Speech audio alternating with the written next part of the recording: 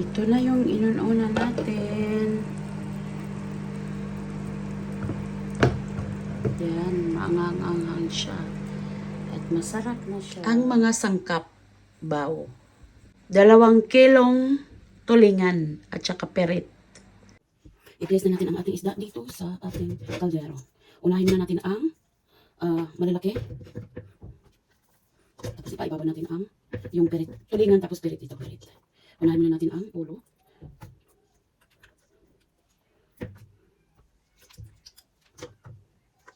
Tapos ang hap na may ikog, na may buntsat.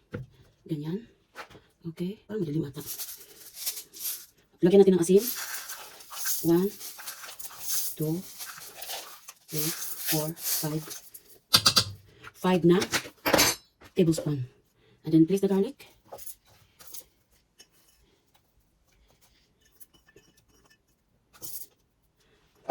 And then black pepper.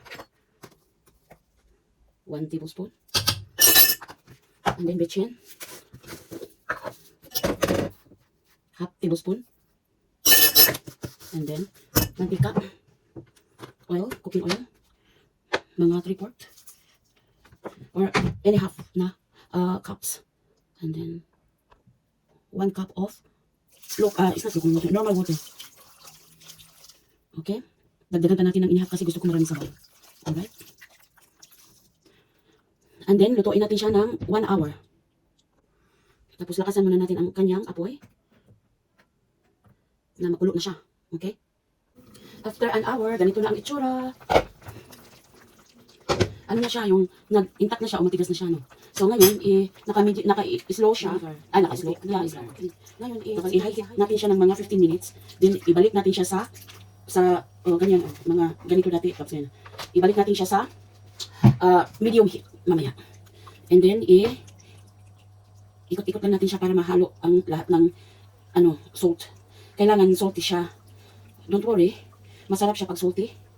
Hindi naman masyadong salty kasi kumakapit naman siya sa ating isda. Okay, ngayon takpan na natin. Naka-high heat siya. High heat natin for 15 minutes, then ibalik natin sa low heat. Mga 30 minutes, 45 minutes, ganyan. Okay, 45 minutes to cook to an hour. Alright. Okay, after 30 minutes kikan sa atong gibutan na natong suka. So lagyan nato og kuan, sili pang pasipa ba. Pampagdagdag aroma. Spicy aroma ang atong inuuna na pirit og tulingan. Ganon. So, amoy na siya kanang murag sardinas. Kura-kura lang na paman di. Kura-kura lang na nato na siya. Dili ko raw di. Ipaikot lang ng sabaw para ma-even ang iyahang mga spices diha. So another 30 minutes tapos mauna na siya, luto na. I mean ready to serve na. Okay, luto na siya. Yehey! So, 2 hours ko ito niluto. Sa tubig, niluto ko 1 hour. So, sa suka, 1 hour. So, finally, luto na siya. At ipakita ko sa inyo ang laman. Matigas siya talaga. Ayan, nanunuot siya talaga. Siksik na siksik. Tikman ko nga ang sabaw kung masarap. Kaya mantika o halos mantika. Ay, grabe. Ang sarap. Ito na yung inuunan natin. Yan, maangang-anghang siya. At masarap na siya.